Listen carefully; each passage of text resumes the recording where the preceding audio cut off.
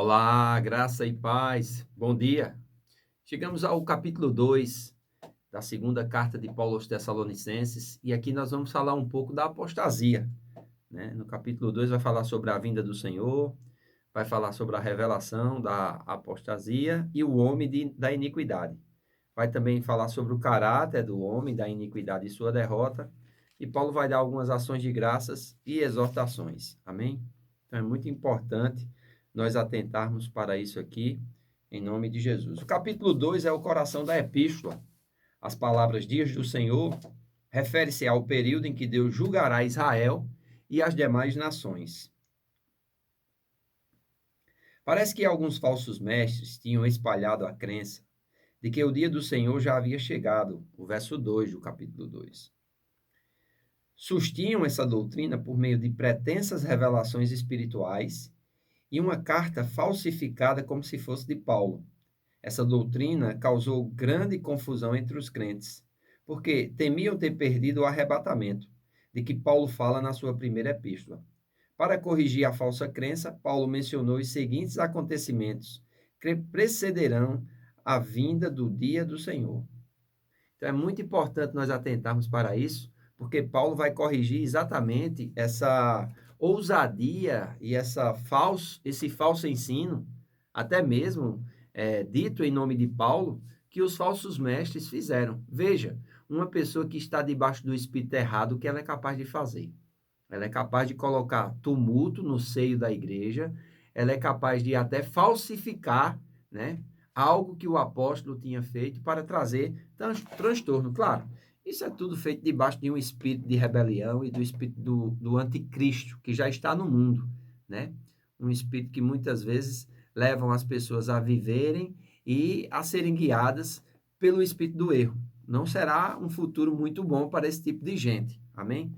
Então diz aqui em 2 Tessalonicenses, capítulo 2, versículo 1, irmãos, no que diz respeito à vinda do Senhor Jesus Cristo e à nossa reunião com ele, nós vos exortamos a que não demovais da vossa mente com facilidade, nem vos perturbeis, nem vos perturbeis, quer por espírito, quer por palavra, quer por epístola, como se procedesse de nós, supondo que tenha chegado o dia do Senhor.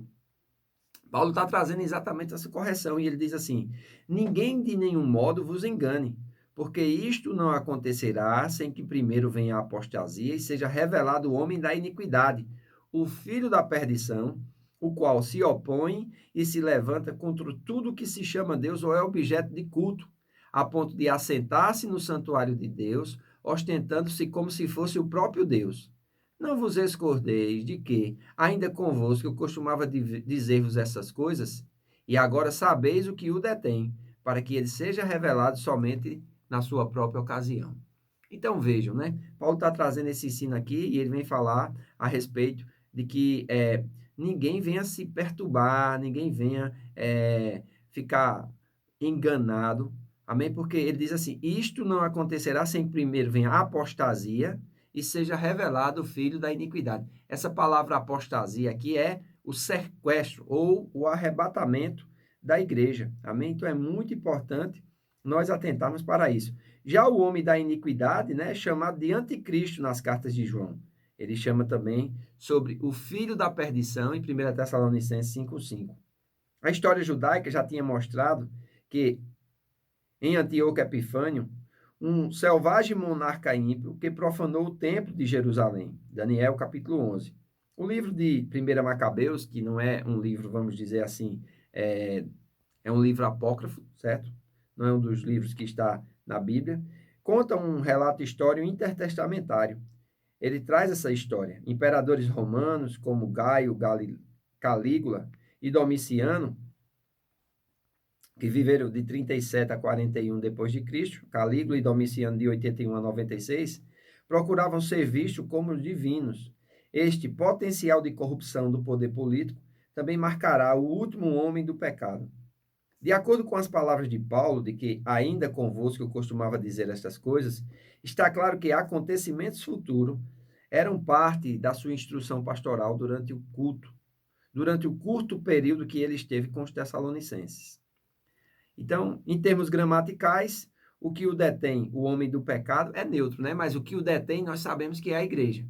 No momento que acontecer o rapto, no momento que acontecer o arrebatamento e a igreja for tirada, esse homem, ele vai ser revelado, esse filho da iniquidade, ou o anticristo, né? E é ele que vai trazer uma suposta paz, vai fazer um acordo com Israel e com as nações, né? E durante 3 anos e meio vai parecer que está tudo bem, mas no meio da grande tribulação ele vai se revelar e vai ser agonia. Sempre haverá perseguição aos judeus, né? E àqueles que não participaram do arrebatamento da igreja. Então é muito importante nós atentarmos para isso. Amém? Versículo 7. Com efeito, o mistério da iniquidade já opera, e aguarda somente que seja afastado aquele que agora o detém.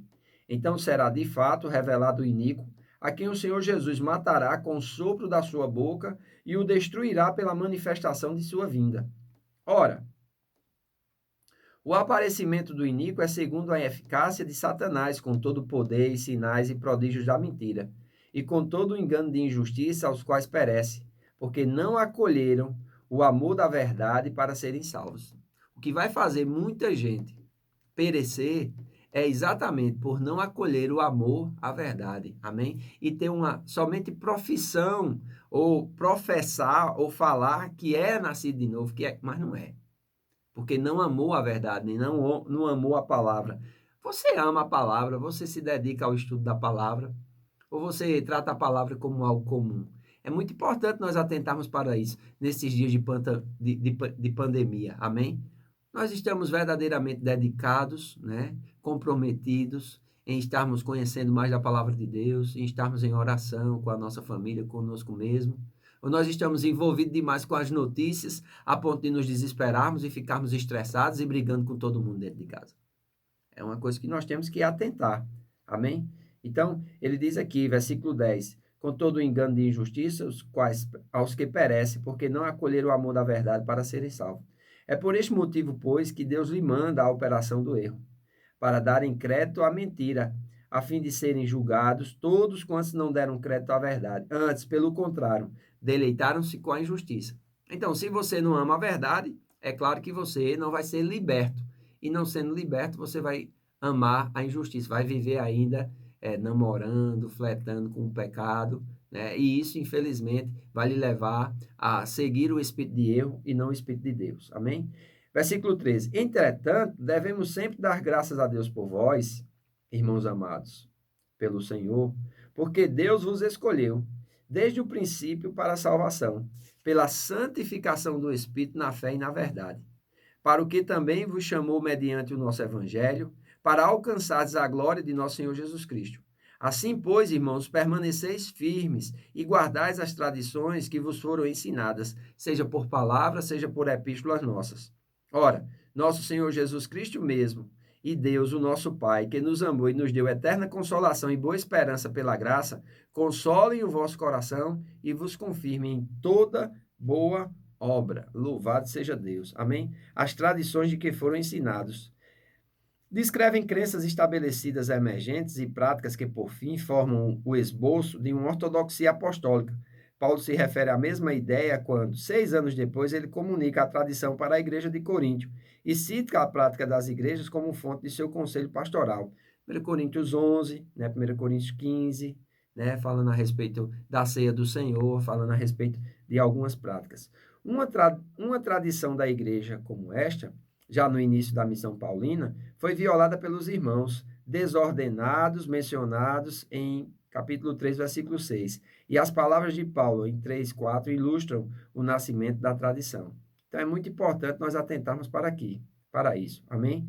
Aqui está a primeira das 3 bênçãos de 2 Tessalonicenses. As outras estão no capítulo 3, no versículo 5 e 3, 16. Comparar com 1 Tessalonicenses 3, 11 a 3 e 5, 23. Então, sempre com esses estudos é importante você estar lendo a palavra de Deus, estar meditando na palavra de Deus, amém? Para estar tendo um entendimento dessas coisas e buscar conhecer, ter o amor pela verdade, seguir o Espírito certo e estar debaixo da unção correta, né? A unção da fé, a unção do amor, ser guiado pelo Espírito, ter um coração inteiro entregue a Deus, uma mente voltada para as coisas do alto.